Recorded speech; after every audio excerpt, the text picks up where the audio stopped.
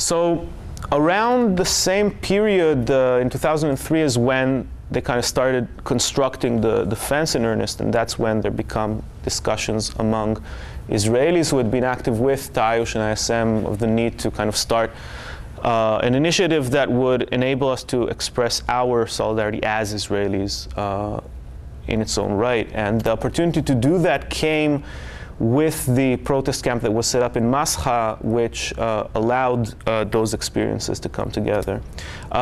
Mascha, you have to continue this line. It's kind of here.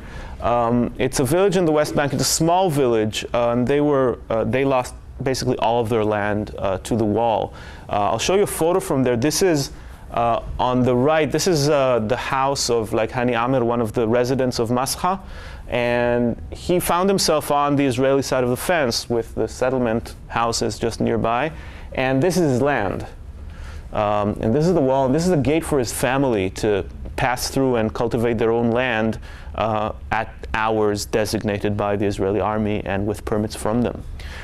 So kind of pretty maddening situation. And Hani Amer and another few farmers from Mascha decided to create a protest camp on their land that was going to be confiscated by the wall, and invited Israelis and internationals to join them. And that was something that really had never been done before.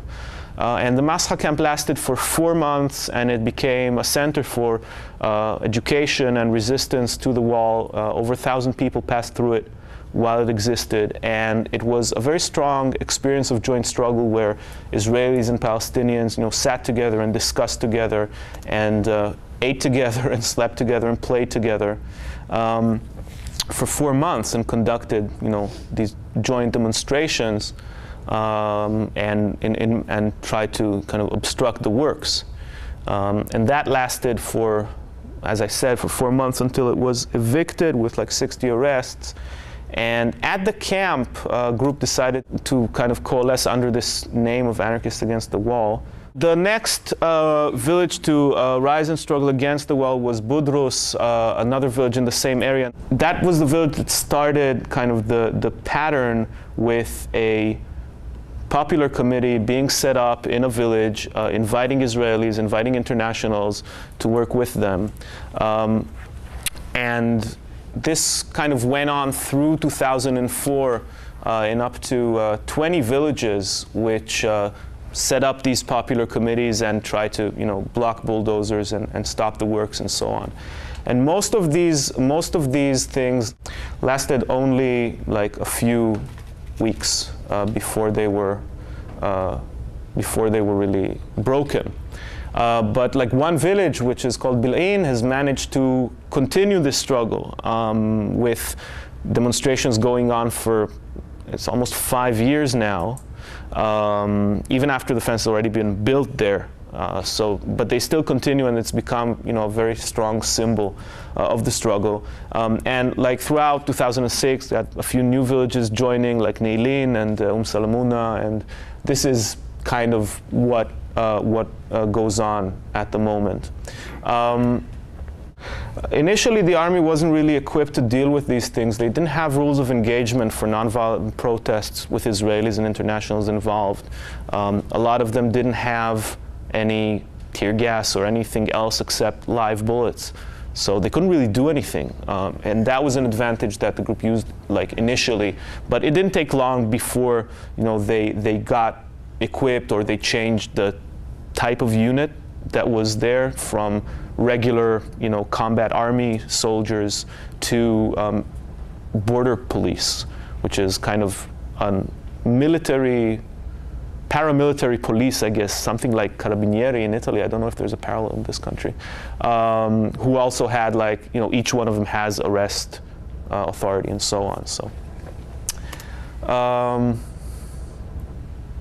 But in the meantime, while it was, just initial parts and it wasn't so defended, then, at certain demos, they tore through four or five different kind of pieces of fence and so on. demo in Mascha in the end of 2003 was one in which one of our comrades, an Israeli guy, Gil, was shot in the hip, lost a lot of blood, almost died. And it took that to even sensitize the Israeli public that anything was going on. This was kind of the first real reporting about this struggle, although it had been going on for over a year. And to emphasize, like, until today there have been 19 Palestinians killed in this part, in the nonviolent joint struggle. I'm not talking about the thousands killed in general. But that's not really reported. It took like an Israeli citizen to be injured to sensitize the Israeli public, in the same way that, I guess, you know, the American public becomes sensitized to what happens in Iraq when Americans die, not when Iraqis die. So that's kind of typical thing. Women have always been at the forefront of resistance in Palestine, and this cycle has also been part of that. Many kind of women-led demonstrations and projects emerging around this part of the struggle.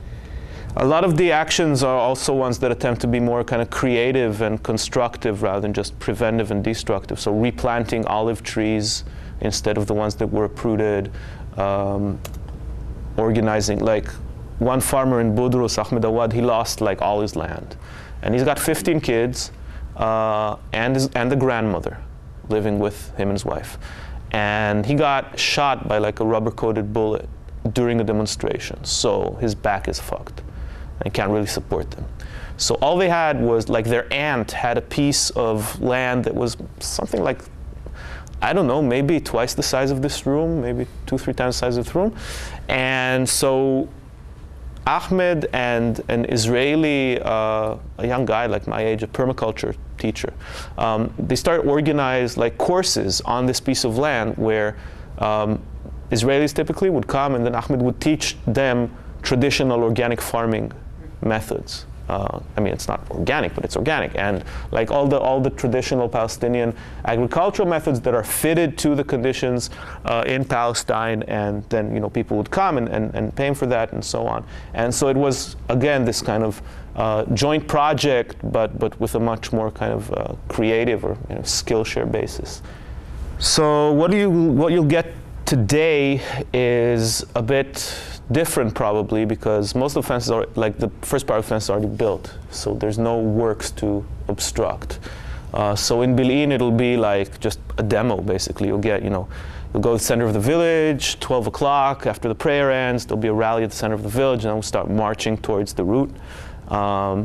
Different amounts of people. Sometimes it's like a few tens, sometimes it's a few hundreds, sometimes 1,000, depends, you know, if it's, and every demo will have its own like theme. If it's, I don't know, like if it's International Women's Day, then it's going to be a big contingent of women at the front of the march. If it's going to be the founding day of Fatah, so there's going to be a lot of Fatah politicians who are coming to the demo.